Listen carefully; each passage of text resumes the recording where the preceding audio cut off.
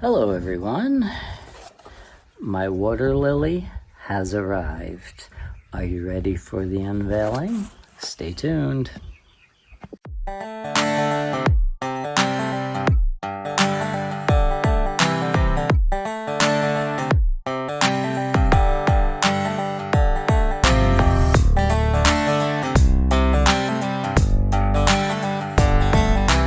Hey everybody, welcome back to the Adobe Ring Ranch. So part 2 of our little water feature was going to be a water lily plant, and step 3 would be the actual fish. And it's only because, again, we're not going for the fish until mid-June. So my water lily had been delivered after 8 p.m. last night in our mailbox, and our mailbox is miles down the road, so we got up early this morning to go retrieve it, so the package wasn't sitting in the mailbox in the heat. I have yet to open the box, as you can see.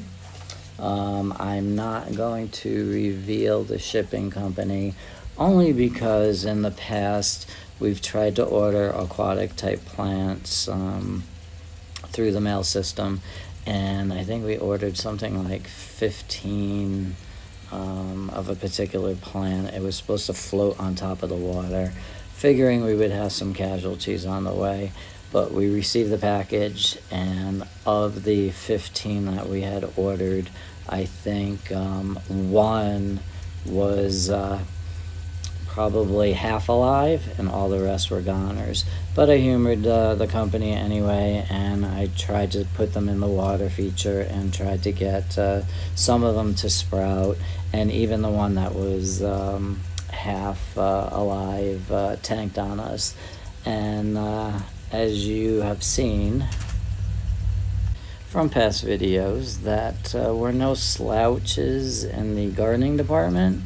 I do know that, water plants versus plants in the ground, perennials, annuals, they all take different measures to get them to grow. But again, I'm not bragging, and I'm not making my head bigger than it should be. I'm just saying that between Clint and I, we have a lot of years of gardening experience. Not to mention that back home I did have a small water feature where I did have some aquatic plants, and I actually managed to keep, I think it was 1 or 2 goldfish alive through the winter, and that was with freezing temperatures. So again, nothing against the company, it's just they gave me a hard time about a refund and whatnot, but none of them, I think it was a water hyacinth, actually. Yeah, that's what it was, because it was supposed to get a nice blue purple flower. So again, because we were new to water plants, we figured we would get a little extra plants just for an insurance policy. And again, all I need is 1 plant. That's all I asked, but when none of them made it, that seemed to be a serious problem. So I was a little hesitant about ordering a water lily through the mail, because again, it's a water plant. It's going to be going through transportation, and I have no idea how this company packs it, or for how long it would get here. This package actually came from California, so from California to Texas, it's not that far, but it is the USPS, and it is ground advantage, so it should have come fairly quickly. So I'm hopeful that it's okay. So I'm going to be opening up this box so that it's a mini grand reveal, so that we can all see the condition of the plant when I do open the box, because I don't want anyone to think that I'm making up these stories. But I'm hoping that it is fine, because I do want it. So it's just an aquatic plant in the middle of the desert is kind of crazy, isn't it? Hey, but that's what Clint and I are, crazy for even living here, but we enjoy it. And I want to give this water lily a go and get this started before the actual fish arrive. So let me go get myself situated, and we can open this box up together. All right, so I took you out of the heat outside and brought you back into the shed. If you hear cheeping in the background, that would be the little girls. They're making a mess out of everything, so I'm not angry at them. I'm just surprised by the amount of mess that 8 little chickens can make, and they're not even full grown yet. Anyway, so I've got my little package, Water Lily here, and I'm going to open it up and see what we've got, and see if there's any kind of instructions involved in the planting. I can tell you what I've done in the past compared to what they may be recommending me to do.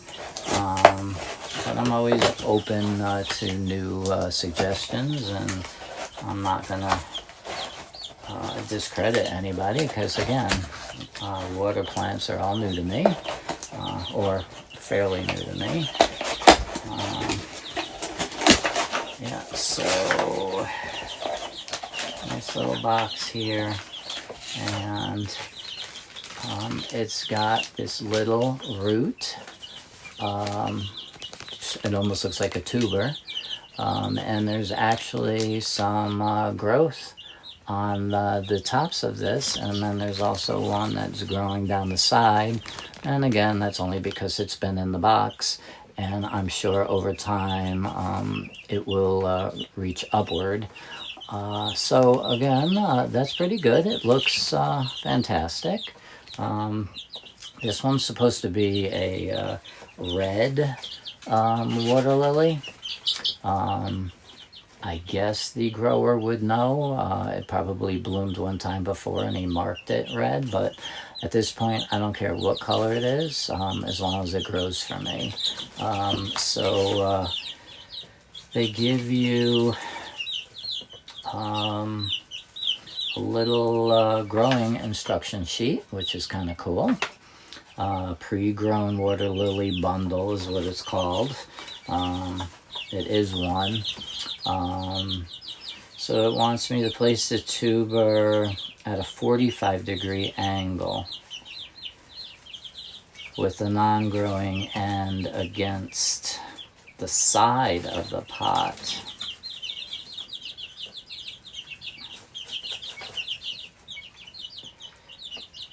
And then the top portion of the crown is leaning more towards the middle of the pot. They're claiming that water lilies are heavy feeders and should be fertilized regularly. Press the soil around the roots, being careful not to cover the crown of the plant. Okay. They should be placed at a water depth of 6 to 12 inches.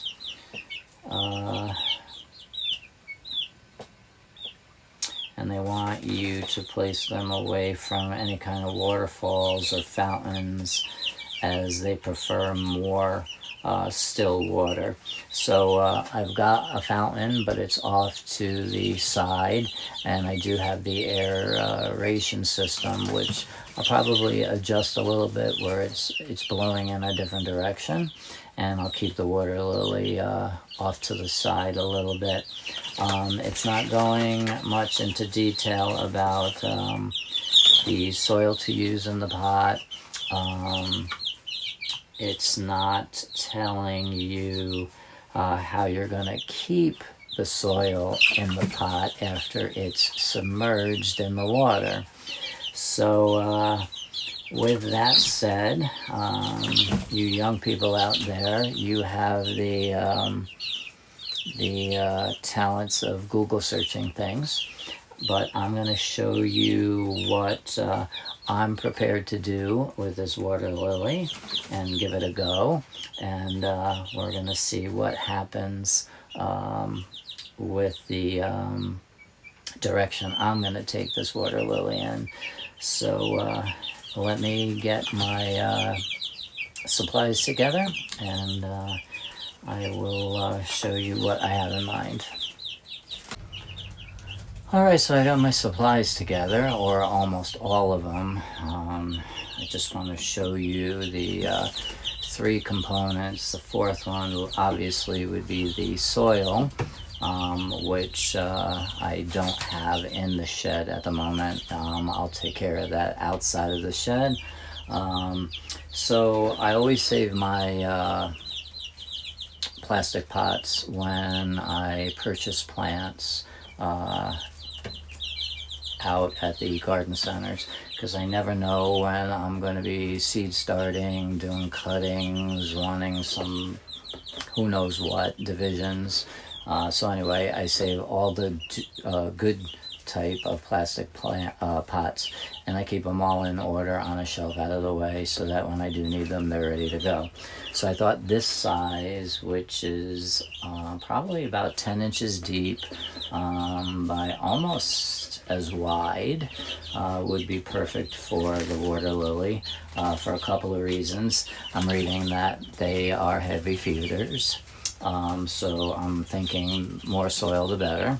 And when they just told me about planting the root end to the edge of the plant on a 45-degree angle with the top of the plant more towards the center of the pot, this is actually the ideal diameter, so I got lucky in that department. Now the other thing is, when I did this back in Connecticut, I was much younger then. I didn't know what I was doing, but I'm like, let me give it a go, and it worked. But I'm like, how am I going to keep the soil in the pot? When I put it in the water, all the soil is going to come out. So what I had done, I was a big aquarium guy back in the day. I had my fish tank in the living room, but I bought fish gravel that you would put at the bottom of a fish tank, and then I would put the soil in the pot, leaving maybe 2 inches down, and then I layered the fish gravel on top, except for right around the crown of the plant, so that the plant could grow up without having to deal with the fish gravel. The fish gravel was tiny in size anyway, so I'm sure the plant could have pushed its way up.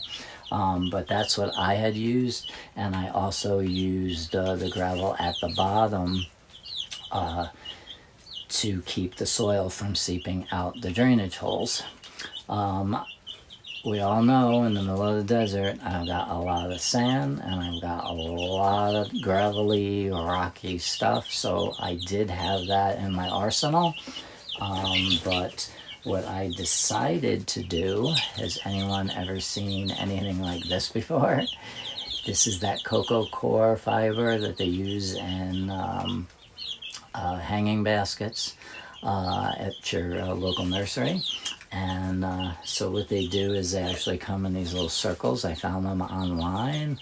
I think this may have been Walmart, actually.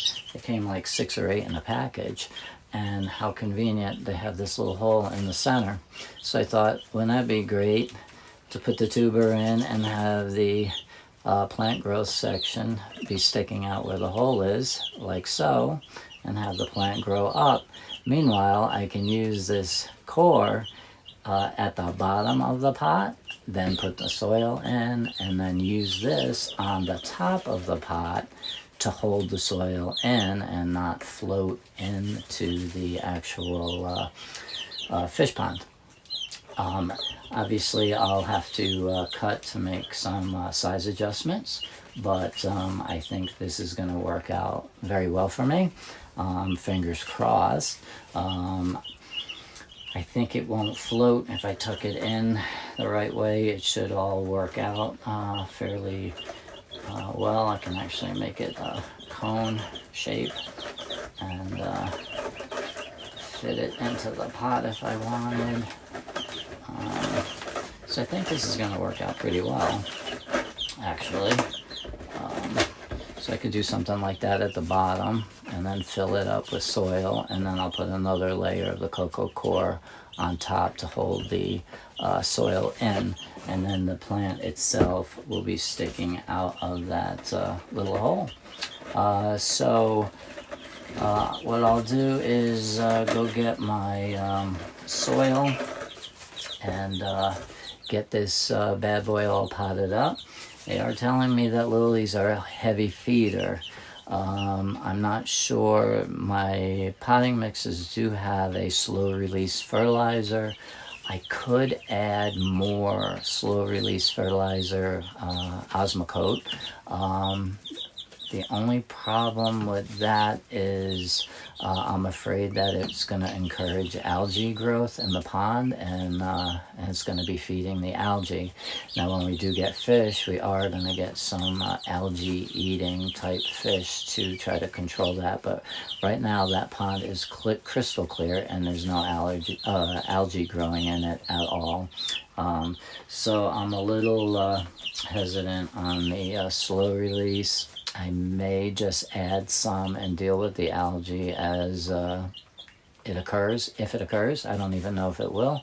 But let me get the soil going and see if I can get this all potted up so I can get this into the water feature. Alright, so the next step was to get my soil ready.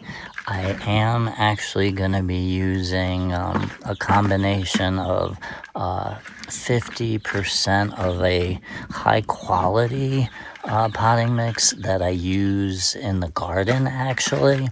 And then I'm going to be using a lighter weight seed starting mix just to give myself a little aeration in the soil, because I don't want the pot being like a big mud hole. So I think by using the lighter weight soil mixed in with the heavier soil, it should work out pretty well for me and the plant. All right, so with that soil done, the other thing, I did decide that I am going to go with the slow release. I'm going to fertilizer. I'm going to be putting this maybe halfway down the pot. I'm not going to be putting it up at the top, so I'm going to have it down in the soil a little bit. Now, as far as my pot prepping, I'm going to show you what I did here. Let me get this out of the way. For weight purposes, I am putting a ring of rocks around the base of the pot just to keep it weighted down in the water. And then there was that one drain hole that I just used a piece of that cocoa fiber that I'm going to be covering up that hole with. Now, I took the ring of cocoa fiber and I just created like a cone shape with it. And I'm placing it down at the bottom of the pot like so, and pushing it as far down as it will go, so it's nice and snug at the bottom of the pot. And again, this is just to keep the soil from coming out of the bottom drainage holes of my plastic pot. So because of this was cut in a circular manner, this cone shape worked out fairly well for me. And then what I will do is add soil into this, and then I will be putting the Water Lilly root system into the top inch of soil. Now, the only other thing I'm doing is, as far as the top piece is concerned, I took a full piece and I actually trimmed off almost 1.5 inches around the edges, so that once the soil's up, the plant is in, I can tuck this down on top of the soil to keep the soil from floating up into my water. Okay, so let me proceed with this and get this going, and hopefully we'll get this into the water in no time. All right, so hopefully I can do this hands-free and get this all on video, and that you can hear me without a problem over the little girls chitter-chattering in the background. They are getting a little tired, and it looks like some of them are getting ready to take a nap. Anyway, here's the soil mix. It's going on top of that cocoa core that I put in the center of the pot.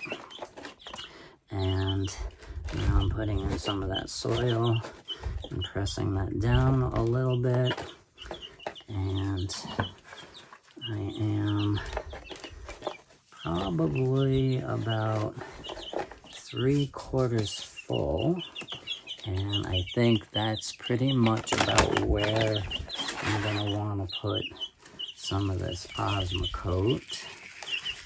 And just sprinkle a little scoop.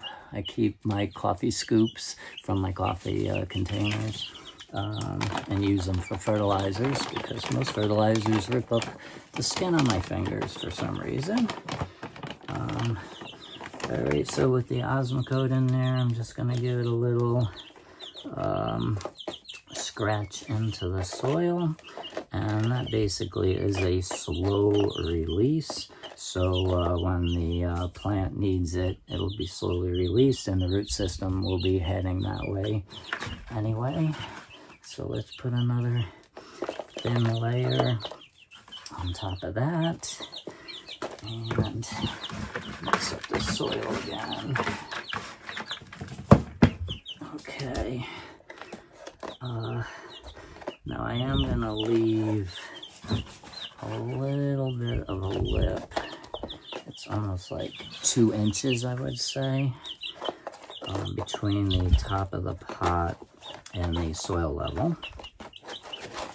And let's just push this down into the sides of the pot a little bit. That should be good. Now the fun part. Let's take this lily root out of here.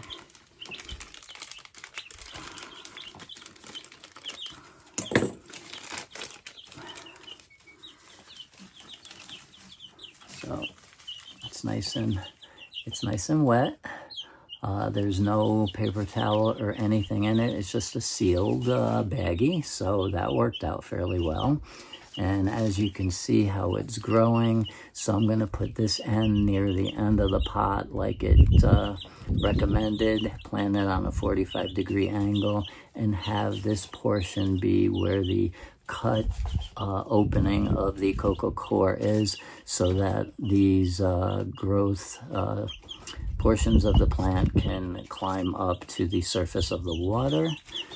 And there's actually little roots on the bottom of this, I don't know if they call that a tuber or a corm. I'm gonna have to do a little investigating and find out. Anyway, that would be the bottom, this would be the top. Let's put this on a 45-degree angle like they recommend. And they don't want me to bury the crown of the plant, the top of the plant. And let's add some more soil here around it. And not to break any of this growth here.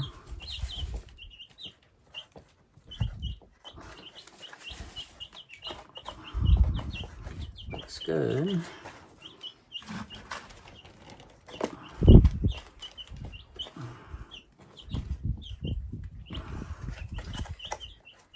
Okay. I'm going to press it down just a little bit to get contact with the soil.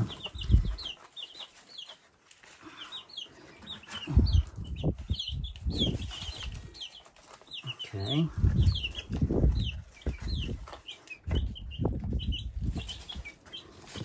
This baggie in my pocket. And here's a better look. So the new growth is above the soil, not below the soil. Okay.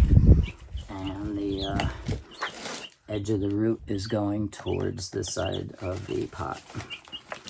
So I'm just gonna push the soil down around the edges of the pot. Now I'm gonna take this little cocoa core here and make sure it goes underneath the new growth, and slip this inside the pot like so. And it's just going underneath the lip of the plastic of the pot, so that's working out fairly well.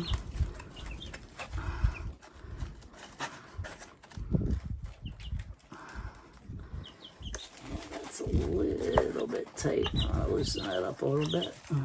Pull that away. Pull that away. And that looks pretty good, I think.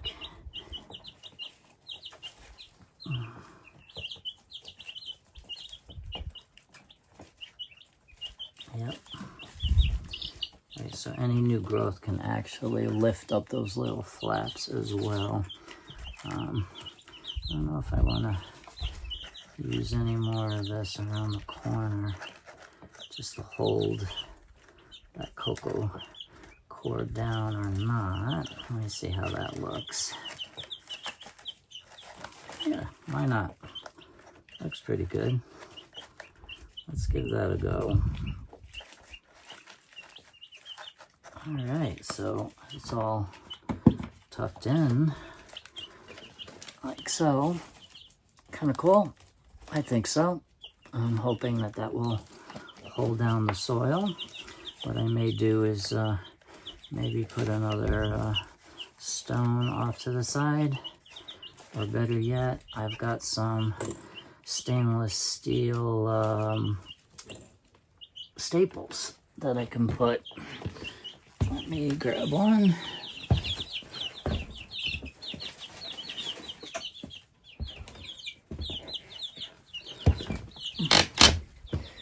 See, I have these landscape staples, stainless steel, that I think what I'll do is poke in one side of this cocoa core, and then this other little flap on this side, and see if I can poke it through here.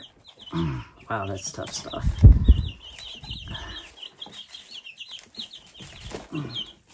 And then I'm gonna go down into the soil to hold everything down.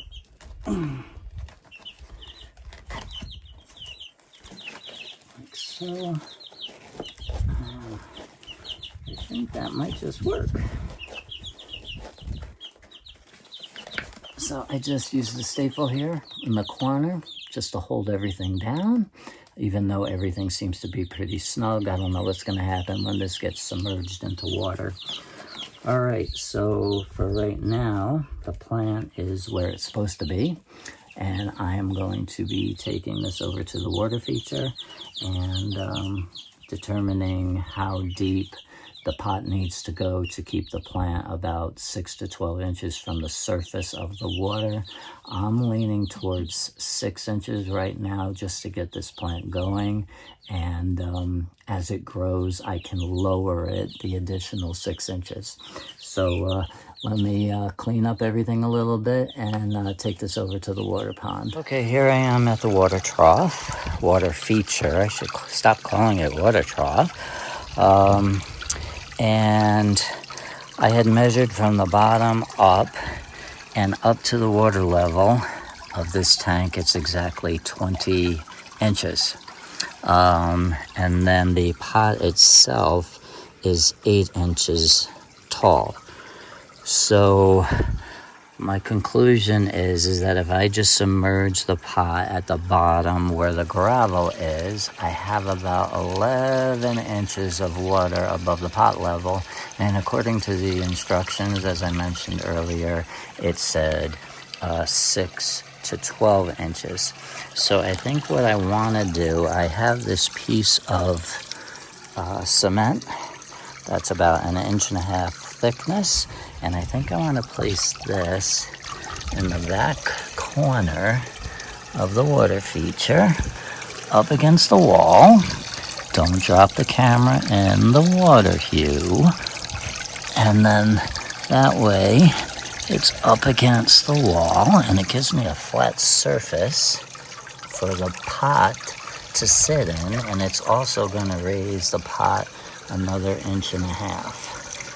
So now I have my water lily pot that I'm going to slowly submerge into the water, because now all of the soil and whatnot has to absorb all that water, get the air bubbles out of this.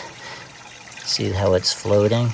That's why I put the additional rocks at the bottom of the pot earlier. Let's just tilt this pot a little bit and get this saturated. And then we're just gonna lower this down to the little cement block here. And sit this down. And it looks like it's a perfect fit. I think it's far enough away from the water fountain, and it's okay with the filtration system here. And there's only a little bit of debris coming from the pot, so I think the cocoa core is working out great. Oh, this water feels so nice. I just want to stick my feet in it and have a seat. So it's located off to the side of the trough, like I said. And another thing with this water feature is that, again, this won't be running at night once the sun goes down, because it is solar. So that will calm the water a little bit as well. So now I am very, very interested to see how well this plant responds to its new home. I guess in a couple of days we'll see if those little sprouts start to reach up to the top of the water, and that would be a wonderful sign. I still can't get over this filtration system. I can see down to the gravel, and my new one had been delivered to the mailbox, so probably in a couple days we'll go pick that one up so we have a backup. But for now, that's going to be a wrap on the water lily installation. I'm kind of excited about that, and I'm really hopeful that within the next couple of days we'll see those sprouts reaching for the surface of the water. All right, so for now, that's a wrap on the water lily planting. I hope you guys were interested in this to stick it through to the very end. But again, I've only done this one time myself, so anything new is exciting for me, and I look forward to the challenge. I'm not looking forward to a disappointment. I am looking forward to a challenge, but I think I've taken care of a lot of the problems with the moss and the soil reaching up or leaching out of the pot. But for now, I'm going to shut up and cross my fingers, and I'll give it a couple days and give you guys an update on the water lily. All right, so take care from the Adobe Ring Ranch. Please stay tuned for a lot of other videos pertaining to chickens, gardening, flowers, you name it. We got it here, and down the road, fish. All right, everyone, take care.